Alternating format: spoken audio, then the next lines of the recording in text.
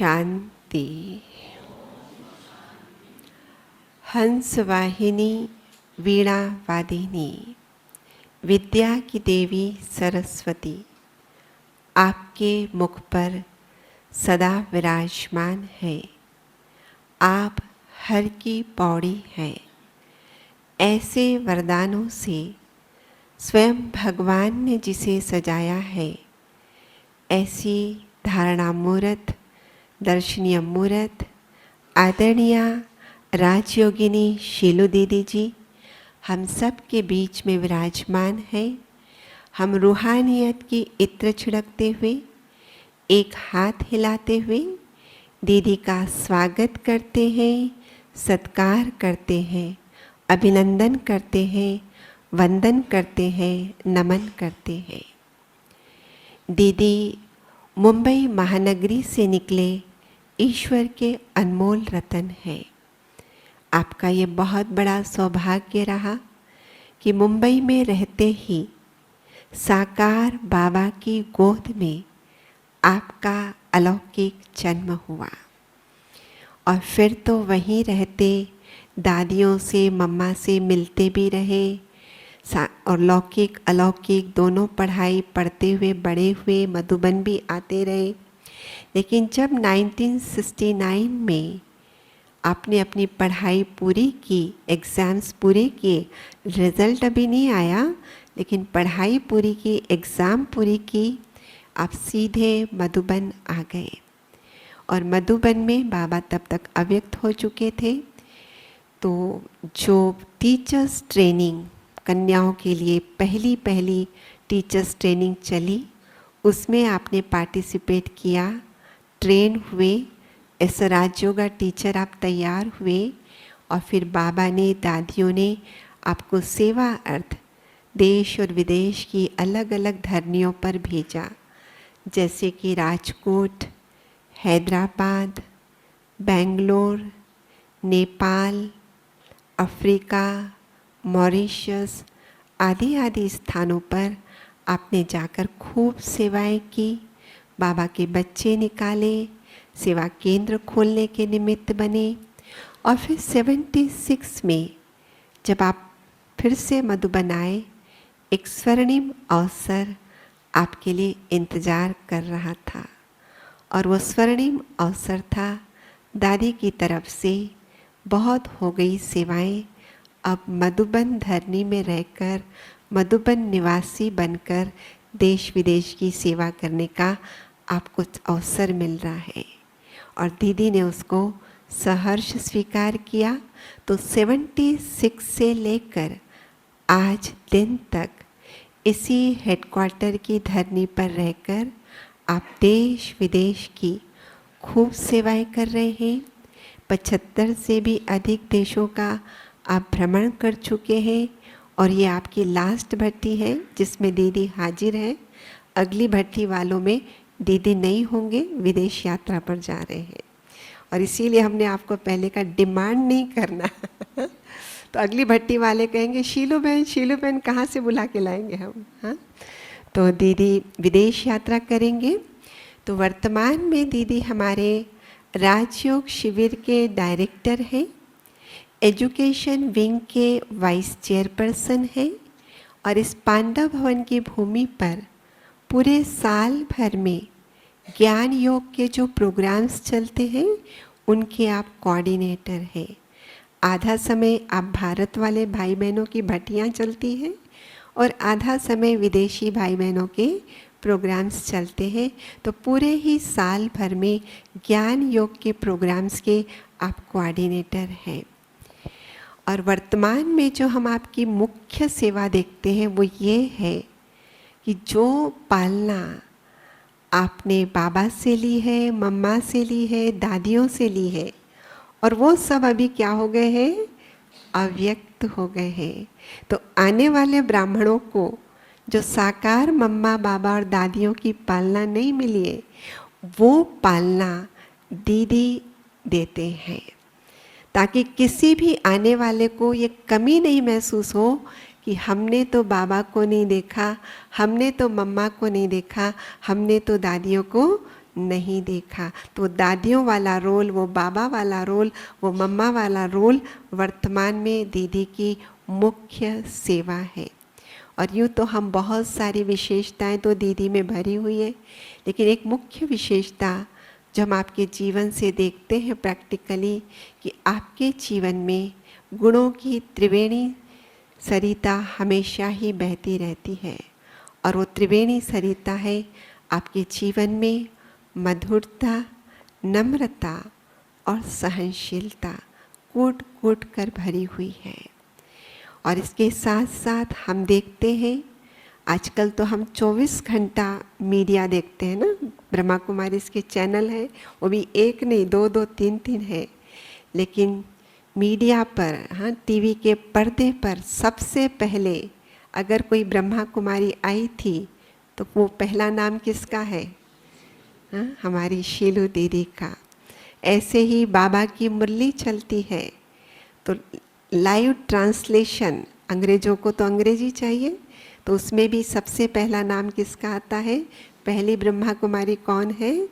शीलू दीदी। तो इनका ये सौभाग्य रहा, हर बात में फर्स्ट का उन्होंने लाभ लिया है। तो ऐसी हमारी दीदी, जिनकी अनेकानेक विशेषताएं हैं, आपके सामने भट्ठी का लक्ष्य और उद्देश्य रखेंगे। यूँ तो लक्ष्य और उद्देश्य बहुत बड़ा है, महसूसता द्वारा संपूर्णता, लेकिन बड़े लक्ष्य को हासिल करने के लिए छोटे छोटे लक्ष्य हासिल किए जाते हैं। तो आज दीदी का टॉपिक रखा है प्रीत बुद्धि विजयंती। इस पर प्रकाश डालते हुए दीदी भट्ठी का लक्ष्य और उद्देश्य आप सबके सामने रखेंगे। तो सुनते हैं दीदी को। आदरणीय दीदी जी, आप भी अपना परिचय दो। शरीर का नाम इंदिरा बहन है। 1987 में घर बैठे यह ज्ञान मिला और फिर 1998 में समर्पित जीवन की यात्रा आरंभ की। आरंभ में ज्ञान सरोवर एकेडमी में स्पार्क ऑफिस में 5 वर्ष तक सेवा करने का इस आत्मा को सुअवसर मिला, जिसमें एक किताब लिखने के निमित्त बनी ये आत्मा, जिस किताब का नाम है मनोबल एवं मनसा सेवा, जो इतनी मोटी किताब है, जो लिटरेचर में सेल होती है। बाबा ने स्वयं इसका विमोचन किया था। और उसके बाद चूँकि हम जहाँ से निकले हैं गोंदिया से, वो नागपुर सब जोन में आता है, तो फिर नागपुर सेवा केंद्र पर रहने का अवसर मिला। और चूँकि इस पार्क से जुड़े थे, तो उस पार्क के उषा दीदी और रमेश भाई ने गामदेवी सेवा केंद्र पर रहने का अवसर दिया। और उसके बाद जब सेंटरों का भी अनुभव हो गया, चूँकि हम तो हेडक्वार्टर से ही शुरुआत की थी, तो बाबा ने 2009 में पुनः हेडक्वार्टर में चांस दिया। और चांस देने के लिए निमित्त बने हमारे आदरणीय शीलू दीदी जी। तो वर्तमान में उनकी ही जो ऑफिस है नीचे, ग्लोबल ऑफिस, वहाँ पर बैठकर उनकी जो सेवाएं हैं उनमें अपना सहयोग देते हैं। ओम शांति।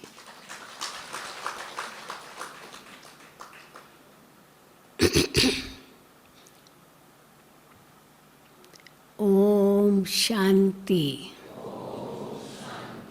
ओम शांति। ओम शांति। दादी जानकी जी ने 3 बार ओम शांति कहना सिखाया और फिर नशा चढ़ाया।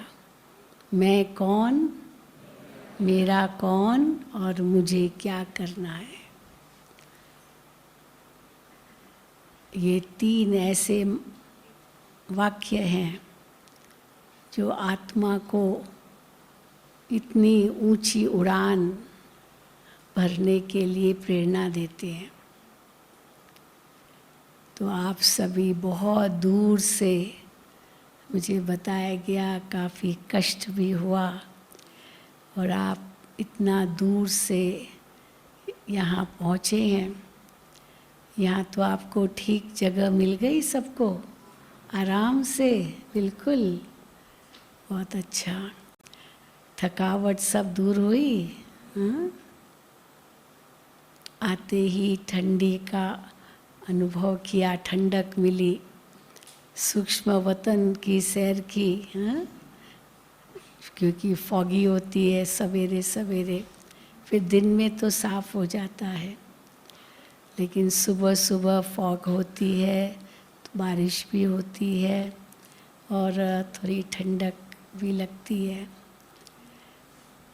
तो आप सभी बेहद बाप के घर में आए हो, तो प्यारे बाप दादा, सभी दादियाँ, सर्व मधुबन निवासी और हमारी तरफ से आप सभी का बहुत बहुत बहुत स्वागत है, स्वागत है, स्वागत है।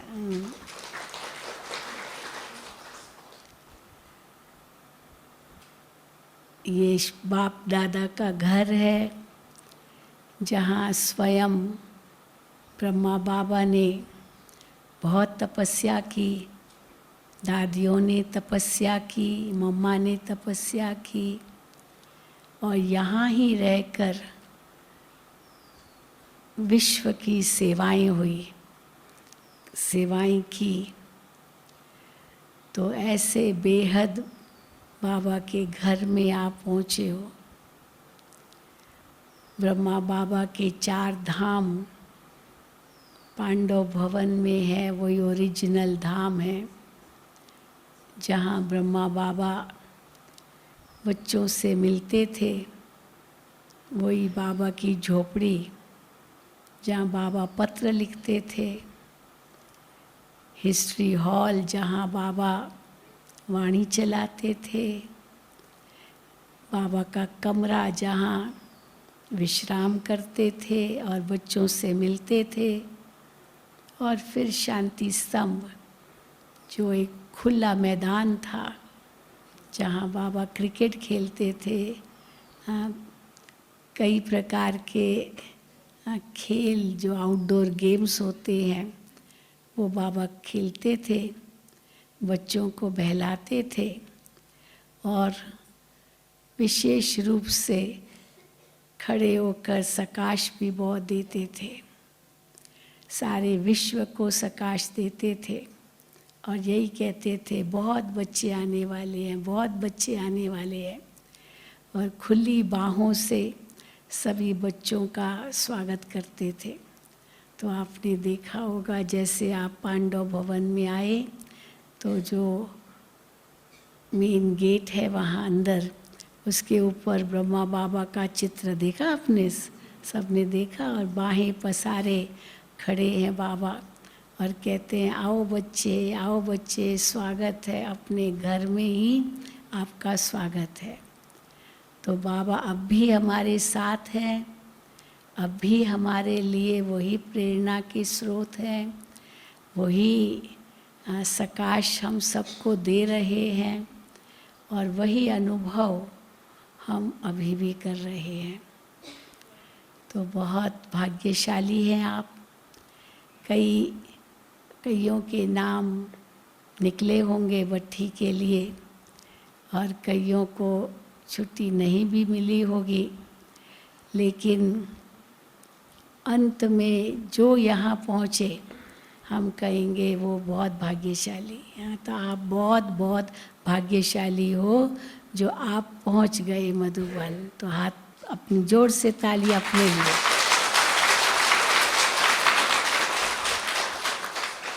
कईयों का नाम लिस्ट में होगा, पर लास्ट मिनट अचानक उनको कोई काम पड़ गया और वो नहीं आ सके। और कई ऐसे भी होंगे जिनका कोई नाम नहीं था, लेकिन जगह खाली थी, उनसे पूछा गया, आप जाना चाहेंगे? तो कहा हाँ, क्यों नहीं, और फट से तैयार होके आ गए। ऐसे भी है ना, होंगे ना ऐसे, हाँ देखो। तो पहुंच गए, तो वही सौभाग्यशाली। और जैसे आप आए, आपको यह विजय माला मिली। हम इसको कहते हैं ये विजय माला है, क्योंकि बहुत बड़ा ठप्पा लगा आपके ऊपर कि आप पांडव भवन की भट्ठी में आए हैं, पकने के लिए आए हैं। महसूसता द्वारा संपन्नता। तो संपूर्णता लाने लिए योग बठी।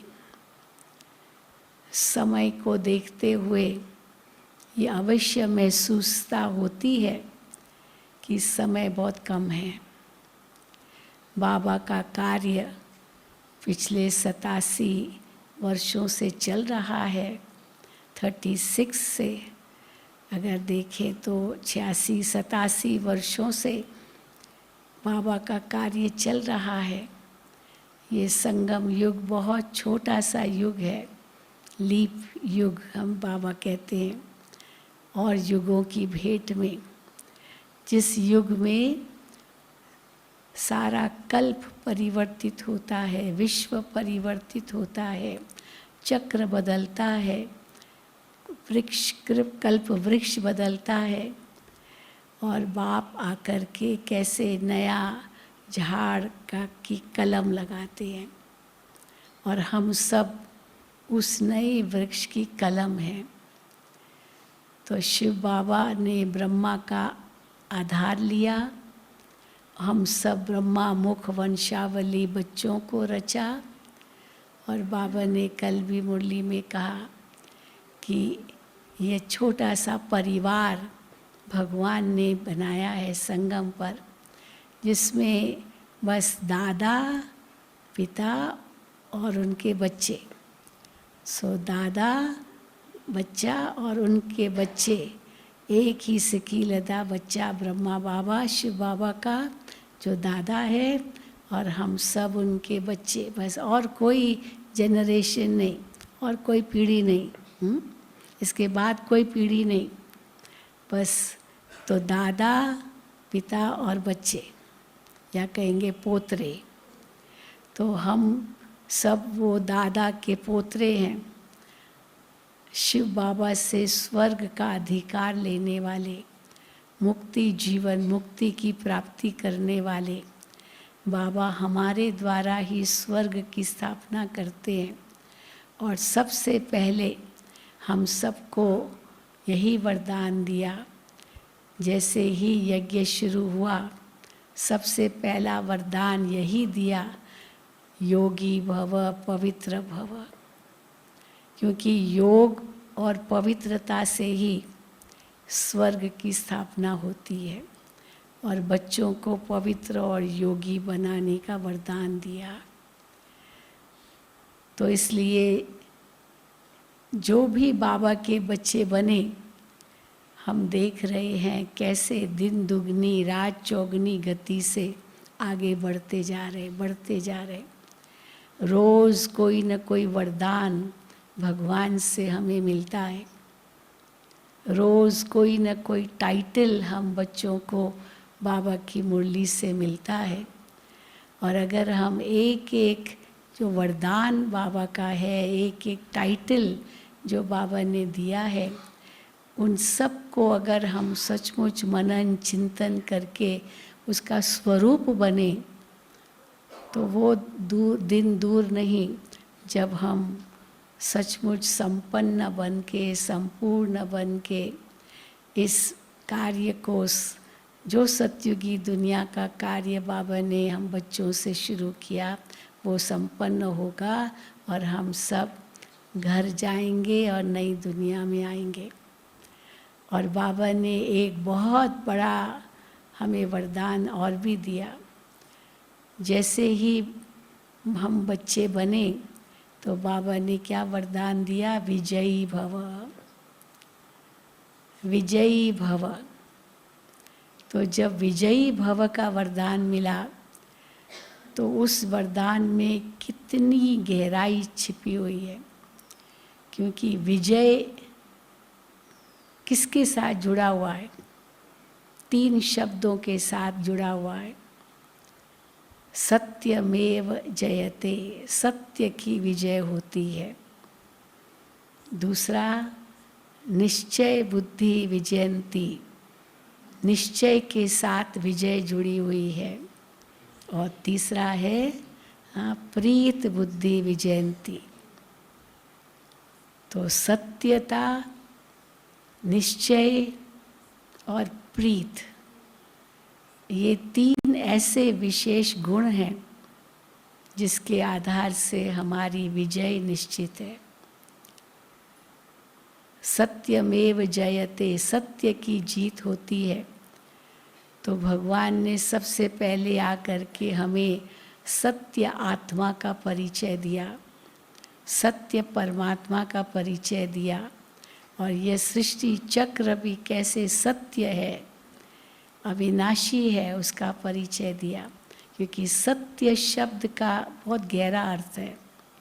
सत्य माना अविनाशी, सत्य माना नित्य, सत्य माना अपरिवर्तनशील। सत्य की बहुत बड़ी परिभाषा है। दुनिया में भी यही कहते हैं, हाँ, मैं सच बोलता हूँ, सच बोलता हूँ। तो सच, सत्यता की क्या परिभाषा है? अगर व्यक्ति झूठ बोलता है तो वो अपने स्टेटमेंट्स बदलता रहेगा आज, क्योंकि एक सत्य को छिपाने के लिए मनुष्य कितने झूठ बोलता है। कोई व्यक्ति फलानी जगह पर गया मानो, और उसके लिए कहा तुम वहाँ गए थे, और वो कहता है नहीं मैं नहीं गया था, झूठ बोल दिया। वो गया था पर बोल दिया नहीं गया था। अच्छा तब तुम कहाँ थे? फिर वो दूसरा झूठ बोलेगा, मैं फलानी जगह था। अच्छा तुम वहाँ क्या कर रहे थे? फिर वो तीसरा झूठ बोलेगा। क्यों वहाँ गए थे? तो चौथा झूठ बोलेगा। हाँ, तो कितने झूठ बोलने पड़ेंगे? और वो झूठ को याद करना पड़ता है कि मैंने कौन सा झूठ बोला, क्योंकि कहीं ना कहीं जो बात उनको पूछी जाएगी वो पकड़ा जाएगा, क्योंकि बाकी तो झूठ ही था ना। और जो सत्यवादी होता है उसको अपनी स्टेटमेंट्स, वाक्य बदलने की कोई ज़रूरत ही नहीं है, क्योंकि जो है वो है, जो है जैसा है वैसा ही है। तो इसीलिए बाबा कहते हैं आत्मा सत्य है, आत्मा का रूप वही ज्योति स्वरूप है। तो इसलिए सबसे पहले बाबा ने आत्मा का ज्ञान दिया। यज्ञ की शुरुआत उसी से हुई, तुम आत्मा हो, तुम आत्मा हो। ब्रह्मा बाबा को भी यही परिचय दिया, अपने को आत्मा समझो, सबको आत्मा देखो। आज तक कोई ऐसे नहीं कहता है, किसी ने आज तक ऐसे नहीं कहा आत्मा है आत्मा, ये तो बता देते, लेकिन अपने आप को आत्मा समझो, दूसरे को आत्मा देखो, ये केवल शिव बाबा ही कह सकता है, क्योंकि खुद सदा आत्मा अभिमानी है। और ब्रह्मा बाबा ने, और जो भी उस समय दादियाँ समर्पित हुई, उस समय इतना ज्ञान तो था ही नहीं, लेकिन उस समय आत्मा का ज्ञान कूट कूट कर सब में भरा हुआ था, और यही दृष्टि रखते थे सब आत्माएं। ब्रह्मा बाबा ने भी यही पुरुषार्थ किया, आत्मा है तो आत्मा है। तो बाबा की लौकिक युगल थी, बाबा की लौकिक बहू थी, बेटे थे, सब थे, पूरा परिवार था, लेकिन शिव बाबा ने सबको कहा तुम आत्मा है।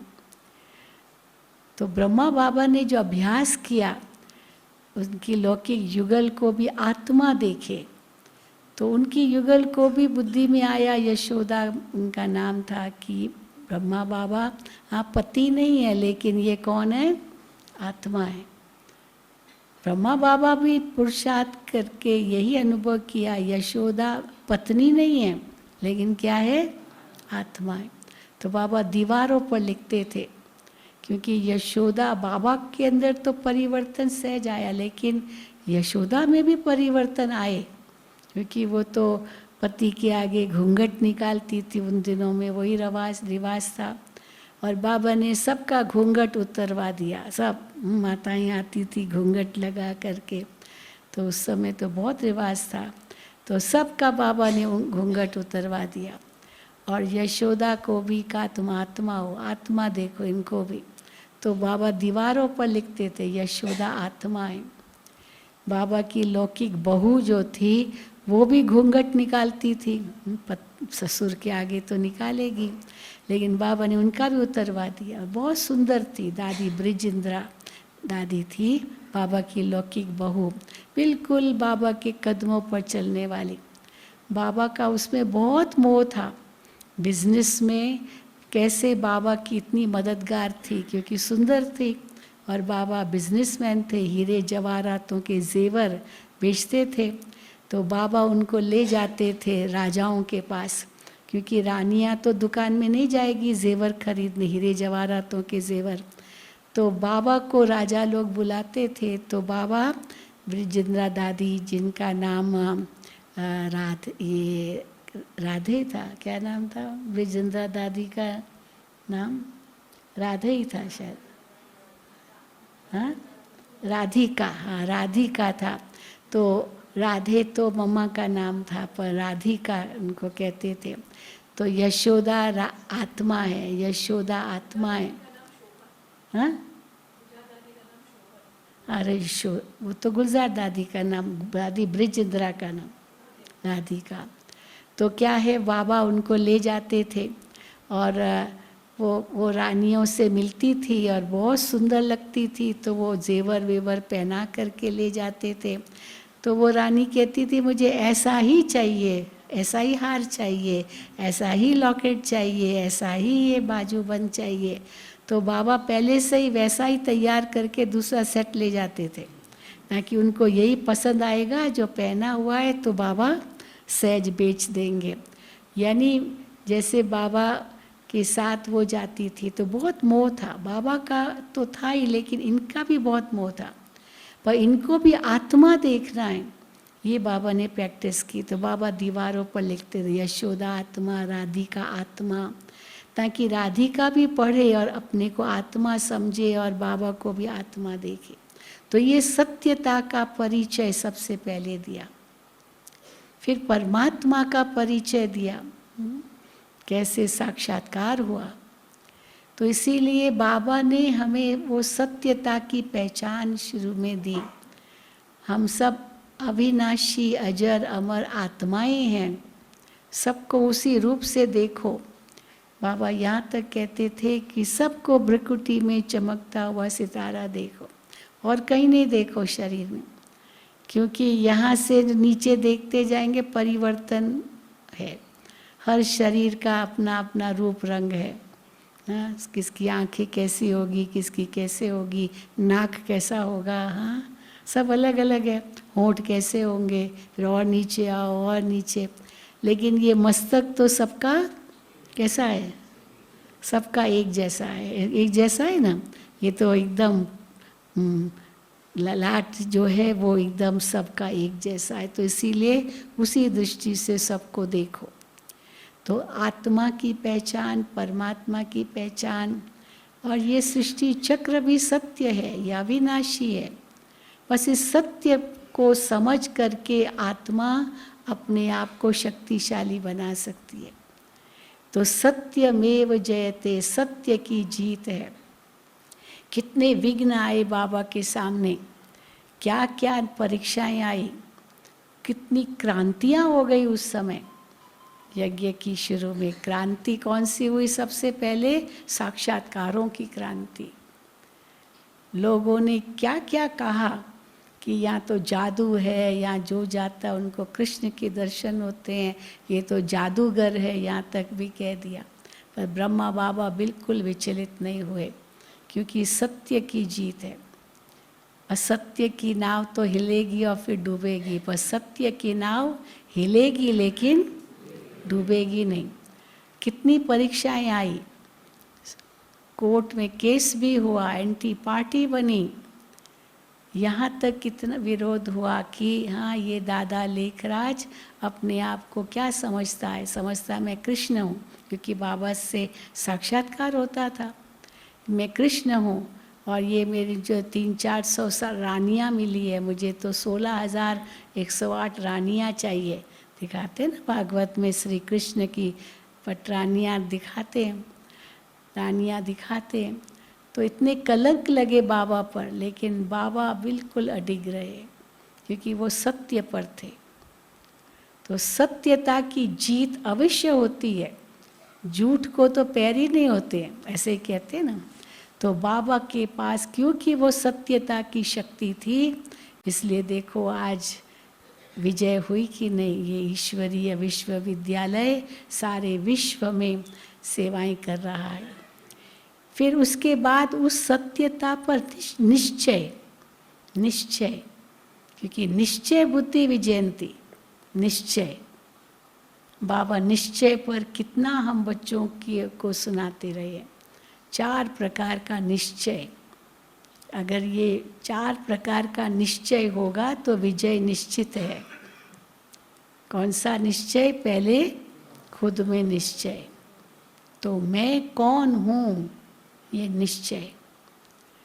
बाबा ने मुझे कितना ऊंचा बनाया है, जो टाइटल बाबा ने दिए उसका वो स्वमान, उस स्वमान में रहना, इसमें निश्चय हो। तो जब ये निश्चय होगा खुद में, तब तो हम पुरुषार्थ भी करेंगे, नहीं तो निराशा आएगी, मैं तो कुछ नहीं कर सकता, मेरे में तो कोई शक्ति नहीं है, हाँ मैं तो कोई लायक ही नहीं हूँ। और बाबा ने क्या कहा? तुम तो होली हंस हो, तुम तो विजयी रत्न हो, तुम तो विश्व कल्याणकारी हो। तो ये बाबा ने जो हम बच्चों को वरदान दिए या टाइटल दिए और ये निश्चय बिठाया कि तुम वो हो, उस निश्चय से शक्ति आई आत्मा को, मैं हूँ। बाबा जो वरदान देते हैं उसमें इतना निश्चय हो, भव माना वो बनो तो है लेकिन वो हो। तो जब हम ये अनुभव करते हैं मैं वो हूँ, तो देखो हमारे जीवन में कितना परिवर्तन आता है। मैं अपना अनुभव सुनाती हूँ ना, बहन जी ने जैसे परिचय दिया, तो बाबा ने मुझे ये वरदान दिया कि ज्ञान की वीणा बजाने वाली सरस्वती आपकी ज़ुबान पर है। ये बाबा ने मुझे वरदान दिया था। तो जैसे बाबा ने ये मुझे वरदान दिया, मैं तो सुनती रही। ज्ञान की वीणा बजाने वाली सरस्वती आपकी ज़ुबान पर है। तो मैंने सबसे पहला संकल्प ये, हाँ बिल्कुल वहाँ ये ओम शांति भवन में था या यहाँ था, ज्ञान मेडिटेशन हॉल में, शायद ओम शांति भवन में ही था। तो जैसे ये वरदान मुझे मिला तो मैं तो बाबा को ही देखती रह गई, कभी सोचा नहीं था। क्योंकि एक ग्रुप, मैं हैदराबाद गई थी तो हैदराबाद से ग्रुप को लेकर के आई, नागार्जुना फर्टिलाइजर्स कॉरपोरेशन के सारे एग्जीक्यूटिव्स थे, उनकी शिविर कराई थी और वो जैसे बाबा को अनुभव कर रहे थे तो बाबा से मिलने के लिए वो आए मधुबन में। तो वो इंग्लिश ही जानते थे, तो मैं ट्रांसलेशन कर रही थी एक एक का, क्योंकि बाबा पर्सनल मिलते थे। तो जब लास्ट में मेरा टर्न आया तो मुझे लगा बाबा मुझे तो खाली टोली देंगे, लेकिन बाबा ने मेरा हाथ पकड़ा और बहुत प्यार से दृष्टि दी और ये वरदान हमें दिया। तो जब ये वरदान हमें मिला उसके बाद मेरा संकल्प चलने लगा, बहुत संकल्प चला। बाबा ने ऐसा वरदान दे दिया, अब उस वरदान का क्या कारण होगा, क्या बाबा मुझसे करवाना चाहते हैं, ताकि वो बाबा मुझसे वो करवाना चाहते उसके पहले वरदान दे दिया, तो क्या करवाना चाहते हैं तो वो कैसे पता चले। लेकिन हमने अपने में अंदर में संकल्प किया कि बाबा मुझसे जो भी सेवा करवाए मैं तैयार हूँ, लेकिन अगर ये मुझे वरदान दिया है तो पहला कर्तव्य मेरा क्या है कि अगर इस ज़ुबान पर सरस्वती का वास है तो ज्ञान के सिवाय इस मुख से और कुछ निकलना नहीं चाहिए, क्योंकि सरस्वती माना क्या, ज्ञान की देवी। तो दुनिया में तो क्या क्या मुख से बोल लेते हैं, अब शब्द बोल देंगे, अज्ञान बोल देंगे, पर चिंतन, पर ग्लानि, पर निंदा, न जाने क्या क्या मुख से शब्द निकलते हैं, लेकिन इस मुख से ज्ञान के सिवा और कुछ निकलना नहीं चाहिए। ये मैंने पहले अपने अंदर में संकल्प किया। और दूसरा संकल्प ये किया, जो बाबा सेवा देंगे मैं तैयार हूँ। और सचमुच उसके थोड़े दिनों के बाद ही टीवी का निमंत्रण मिला, टेलीविज़न का। उसके पहले जो भी हमारे प्रोग्राम्स होते थे, टीवी पर कोई प्रोग्राम नहीं आता था, अपना तो कोई चैनल था ही नहीं। लेकिन दूरदर्शन एक ही था, प्राइवेट चैनल्स तो थे ही नहीं। तो दूरदर्शन में भी ब्रह्मा कुमारियों को कभी प्रोग्राम नहीं देते थे। लेकिन ये प्राइवेट चैनल शुरू हुए 92, 93 का ही वो समय था। और सबसे पहला चैनल था प्राइवेट चैनल जी टीवी। और उन्होंने ही निमंत्रण दिया ब्रह्मा कुमारियों को कि हम पहले आध्यात्मिक प्रवचन सवेरे सवेरे रखना चाहते हैं। और ब्रह्मा कुमारियों की तरफ से ये प्रवचन मिले। तो दादी जी के पास ये समाचार गया, तो दादी जी ने मुझे बुलाया और कहा कि तुम टीवी के लिए लेक्चर दोगे, देने जाओगे, क्योंकि बॉम्बे में जाना होता है, मुंबई में, मैं तो मधुबन में रहती थी। तो मैंने कहा दादी जैसे आप कहेंगे, आज्ञाकारी। तो दादी ने मुझे मुंबई भेजा और कैसे टीवी चैनल के लिए सबसे पहला प्रवचन दिया। और उसके बाद तो वो बढ़ता गया। तो ये भी एक वरदान था, क्योंकि बाबा ने हमें ये टाइटल जो दिया, उसका पहला वो स्वरूप मेरे सामने आया जो टीवी में निमंत्रण मिले। तो जो इसलिए मैंने सोचा बाबा ने मुझे ये वरदान दिया, बाबा को मुझसे कुछ बड़ा कार्य मुझसे करवाना होगा। तो ये पहली बात थी। तो इसलिए निश्चय में विजय है। मैं कर सकती हूँ, क्यों नहीं कर सकती हूँ, होगा, मेरे से ज़रूर होगा। भगवान ने ये वरदान दिया है, तो देखो कितनी सफलता मिली। तो खुद में निश्चय, बाबा में निश्चय। कौन मुझे, किसने दिया वरदान, कौन मुझे सुना रहा है ये सब।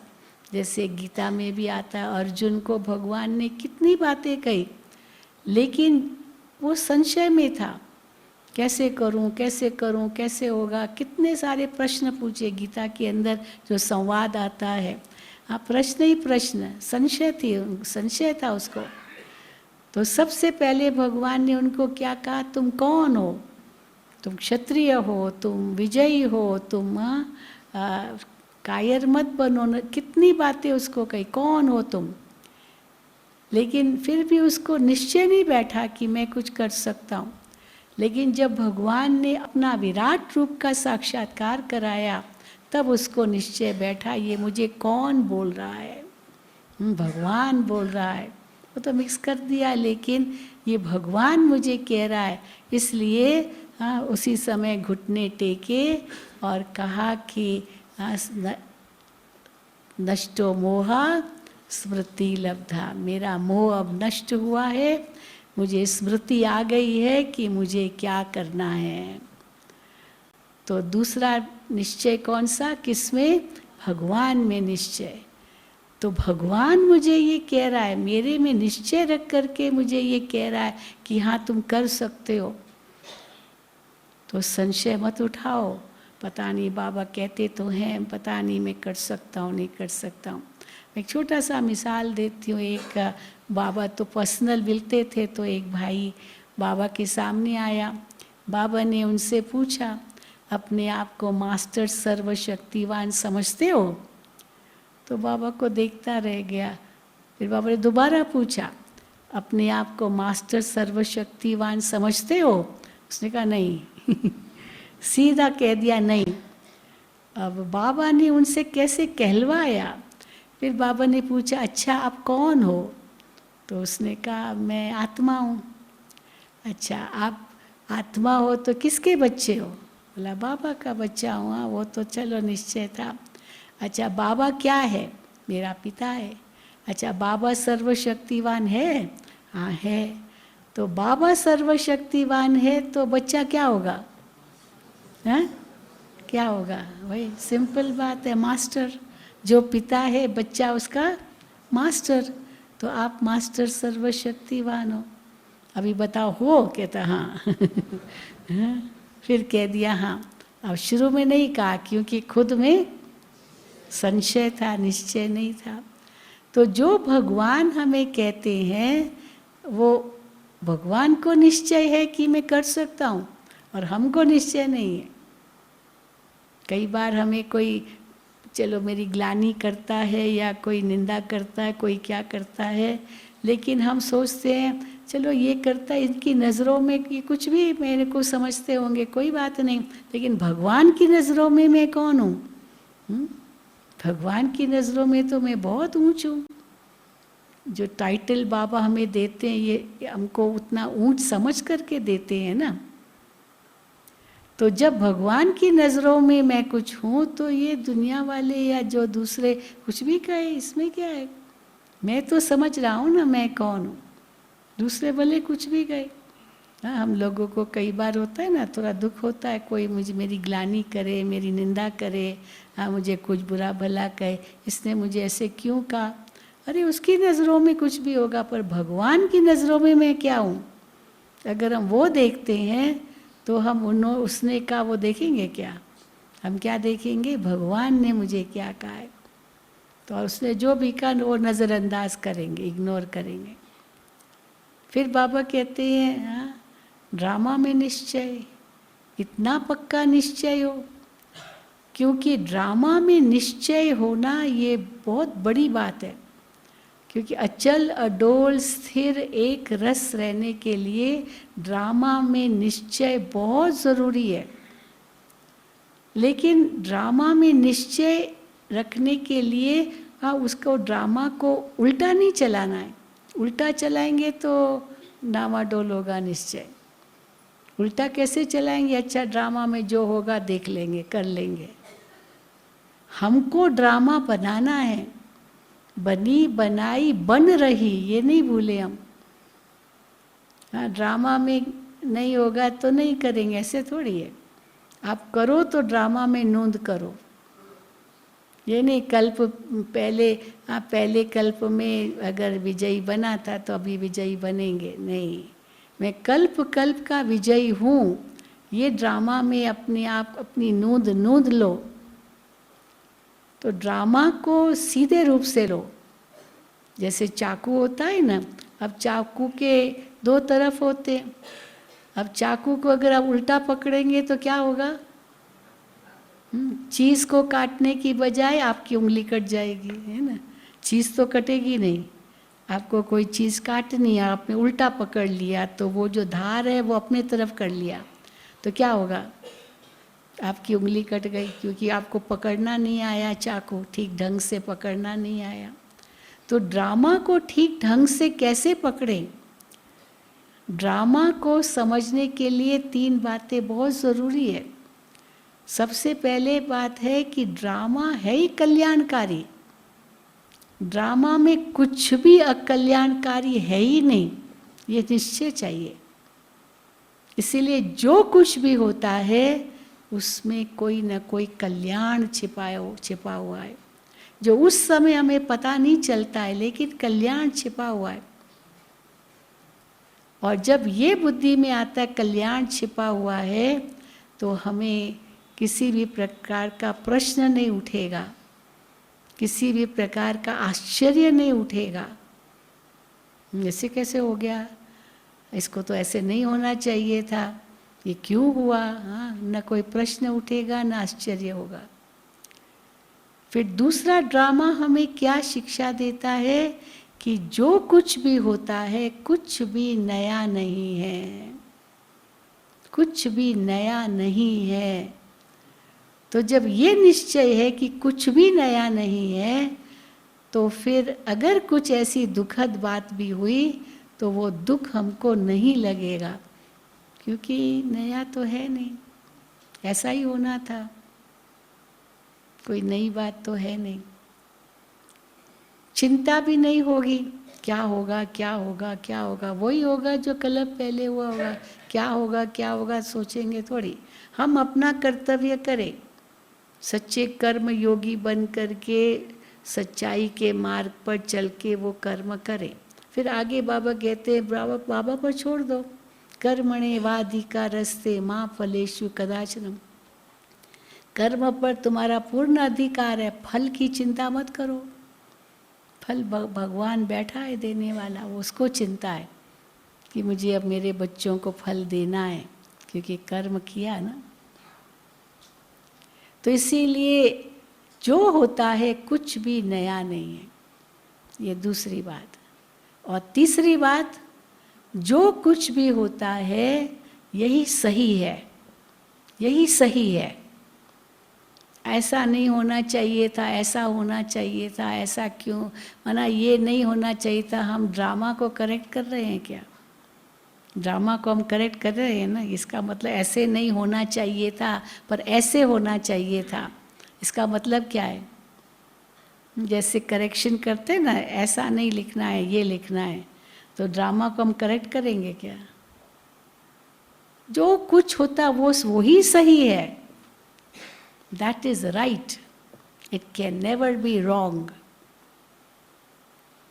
तो जब ये समझ आई कि जो कुछ हुआ यही राइट है, जो कुछ होगा उसके लिए पुरुषार्थ है हमारे सामने, क्योंकि पता नहीं ना क्या होगा, तो वो हम अच्छे से अच्छा करें, परंतु उसका परिणाम क्या होगा उसकी चिंता नहीं करें। हम कर्म को महत्व दें, फल को महत्व नहीं।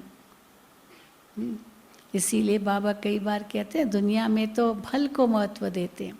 हमको कितना मिलेगा, पहले कितना मिलेगा तो मैं दूं, मुझे मिलेगा क्या, पहले मुझे क्या मिलेगा वो सोचते हैं, फिर हम देते हैं। पर मुझे मिलेगा नहीं, मैं अच्छे से अच्छा करूं और जो मिलेगा वही सही होगा, उसमें भी संतुष्ट आत्मा। इसलिए ड्रामा का पर इतना निश्चय हो, ड्रामा को भविष्य के लिए मत देखो। अच्छा ठीक है, जो होगा ड्रामा में होगा, मैं हाथ पर हाथ धर के बैठ जाऊं, हाँ ड्रामा में जो होगा वो होगा, ड्रामा में जो होगा वो होगा, वो बैठ जाओ ऐसे ही, तो पानी भी कोई नहीं देगा। पानी भी कोई नहीं देगा। पानी, आपको प्यास लगी है, किसको क्या पता कि आपको प्यास लगी है? बच्चे को भी रोना पड़ता है ना, दूध माँ तब देगी ना, ऐसे कहते हैं ना। तो माँ को भी क्या पता इसको भूख लगी है नहीं, तो कोई कहते नहीं, माँ को पहले पता चल जाता, चलो कुछ भी आप कहो, लेकिन आवश्यकता के अनुसार आप थोड़ी तो मेहनत करेंगे। चलो कोई आपको पानी लाके भी देवे, लेकिन पीना तो आपको पड़ेगा ना, कि और कोई पिएगा आपकी जगह, वो मेहनत तो आपको करनी। कोई चलो आपके मुंह में भी डाले हाँ, परंतु अंदर ले जाने के लिए आपको मेहनत करनी होगी ना। अंदर कई बच्चे होते हैं ना, उनको खाना नहीं खाना है, भूख नहीं है, पर माँ ज़बरदस्ती कहती नहीं बेटा खाओ खाओ खाओ, उसका मुंह खोल के भी उसके मुंह में डालेगी, मान लो, ताकि खाए, लेकिन बच्चे को खाना नहीं है, तो वो क्या, मुंह में ज़बरदस्ती डाला भी तो भी क्या करेगा, हाँ फेंक देगा, थू थू करके फेंक देगा, क्योंकि खाना तो उसको खुद को पड़ेगा ना, दूसरा थोड़ी खाएगा और उसके पेट में जाएगा। उसको अपने पेट में लाने के लिए मुंह से अंदर तो ले जाना होगा। इसीलिए ड्रामा को उल्टा नहीं लेना है, करना धरना कुछ नहीं है ड्रामा में, जो होगा होगा नहीं। इसलिए ड्रामा में पुरुषार्थ को महत्व दिया गया है, पुरुषार्थ से प्रारब्ध। ऐसे नहीं जो प्रारब्ध में होगा वैसा पुरुषार्थ चलेगा, नहीं, जैसा पुरुषार्थ करेंगे वैसी प्रारब्ध होगी, क्योंकि पता तो है नहीं ना। इसलिए ड्रामा। और चौथा फिर है निश्चय, किसमें? परिवार में। बाबा ने आज भी कहा, हाँ आज परिवार की बात क्या कही, क्या निश्चय है कि ये राजधानी स्थापन हो रही है, राजधानी स्थापन हो रही है। इसमें महाराजा महारानी, राजा रानी, प्रजा, शाहूकार प्रजा, गरीब प्रजा, दास दासी, दास दासी की भी दासी, वो भी यहीं बन रहे हैं, नौकर चाकर है ना, नौकर के नौकर वो चाकर कहलाते हैं नौकर चाकर। हम अमेरिका गए थे, वहाँ हफ्ते में एक ही दिन एक बहन आती थी, मेड आती थी, घर की सफाई करती थी, कपड़े धोती थी, सब कुछ एक दिन हफ्ते में। तो मैंने उनसे पूछ लिया कि आप, और वो अपनी गाड़ी में आती थी, सबको कार है अपनी, तो मैंने कहा आज आप यहाँ सारा दिन यहाँ काम कर रही हो, आपके घर में कौन काम कर रहा है? तो बोला हम दूसरे मेड को बुलाते हैं तो नौकर की भी चाकर है ना, फिर चाकर की भी चाकर, ऐसे होते हैं ना। तो सब चाहिए सतयुग की दुनिया में। अब अगर हम कहते हैं ये ऐसे क्यों कर रहा है, ऐसे क्यों कर रहा है, ये क्यों कर रहा है, पर चलो वो कर रहा है तो वो अभी वो कुछ भी कर रहा है तो उस अनुसार उसको फल मिलेगा ना, क्योंकि सब चाहिए पद। और बाबा ने आज ये भी कहा, बीज अविनाशी है। भले कोई ज्ञान में आया, हाँ, फिर चला भी गया, माया के वश हुआ, लेकिन फिर भी बाबा कहते त्रेता अंत में तो आएगा, आएगा ज़रूर, क्योंकि बीज ज्ञान का अविनाशी है। वो ज्ञान का बीज तो विनाशी है, एक जन्म के लिए केवल, और ये ज्ञान का बीज अविनाशी है। परंतु हर एक का अपना अपना पार्ट है, तो आप अपने पार्ट को देखो बस। एक ड्रामा होता है ना, ड्रामा में एक्टर्स पार्ट बजाते हैं, तो जिस समय वो ग्रीन रूम में होते हैं तब देखना होता है, देखना होता है, क्योंकि उनको अपना पार्ट याद करना है, क्योंकि वो जा कर के वो स्टेज पर बोलना है। तो हर एक अपना अपना पार्ट याद कर रहा है, मुझे ये बोलना है, हाँ, ये अपना अपना पार्ट बोल रहा है। अब वो दूसरे के पार्ट में थोड़ी इंटरफेयर करेगा, तुमको ऐसे नहीं बोलना चाहिए, ऐसे नहीं बोलना चाहिए, अपना पार्ट भूल जाएगा वो तो क्या करना होता है उसको? अपना ही पार्ट याद करना पड़ता है। हर एक अपना अपना पार्ट याद कर रहा है। अगर मैं दूसरे का पार्ट देखने जाऊंगी तो मैं अपना पार्ट तो भूल जाऊंगी, ज़रूर भूल जाऊंगी। तो ये क्या कर रहा है, वो क्या कर रहा है, वो क्यों कर रहा है, ये थोड़ी हम बोलेंगे। तो इसीलिए हर एक का पार्ट अपना अपना, तो ये है परिवार में निश्चय। और उसके आधार से, हाँ, तीसरा निश्चय क्या बताया? तीसरा निश्चय कौन सा बताया जी? नहीं नहीं, वो तो 4 बातें बताई। चौथा निश्चय किसमें विजय? किसमें विजय? सत्यमेव विजयते, फिर निश्चय बुद्धि विजयंती, और तीसरा प्रीत बुद्धि विजयंती। वो भी आज बाबा ने बताया।